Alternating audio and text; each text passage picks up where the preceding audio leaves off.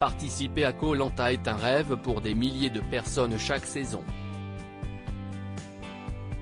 Et certains n'hésitent pas à passer de nombreuses fois le casting avant d'être, enfin, pris. Comme si est le cas de plusieurs candidats de cette saison du Feu Sacré. Chaque année, environ 30 000 personnes envoient leur candidature et croisent les doigts pour passer les différentes phases de casting du célèbre jeu d'aventure Made in TF1. 20 chanceux ont obtenu leur ticket pour les Philippines. À Koh Lanta, les gens sont extrêmement motivés, a précisé Denis Brognard lors de la conférence de presse de lancement du programme. Parmi eux, deux se sont fait remarquer par leur persévérance. Les vétérans Émine, appartenant à l'équipe rouge menée par Elena et avec Rudy, Christine, Martin, Julie, Elodie, Alexandre et Anne Sophie, et Célia, de l'équipe jaune constituée par Nicolas et avec Grace, Frédéric, Quentin, Gilles, Clémence, Laura, Benjamin et Tania, tentent de participer au jeu de survie depuis de nombreuses années. Et ils ont bien fait d'insister. Koh Lanta, le Feu Sacré, Émine a été entraîné par son fils. Émine a tenté 20 fois sa chance avant d'être retenu. À 56 ans, ce Belge est patron du parc des expositions de Bruxelles. Entré à 19 ans dans la société comme simple ouvrier, il en est aujourd'hui le directeur général opérationnel. Autodidacte et pugnace, Émine est de ceux qui se sont faits tout seuls. Très fier de sa réussite, cet Albanais d'origine est entraîné par son fils depuis toutes ces années de préparation et d'attenté.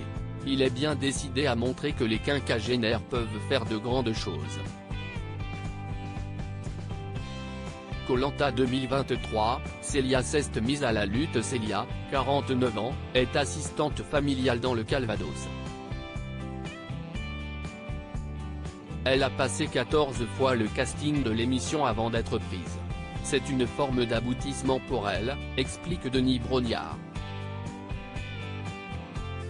C'est avec une détermination sans faille qu'elle se prépare à partir depuis si longtemps. Elle a d'ailleurs commencé la lutte pour se préparer, cherchant le sport qui pourrait le plus l'aider pour l'aventure. Dès qu'il s'agit de compétition, Célia se transforme en bulldozer, mais dans sa vie quotidienne, elle est douce et bienveillante. Elle est d'ailleurs famille d'accueil pour des jeunes en difficulté et veut prouver à tous qu'il faut toujours croire en ses rêves.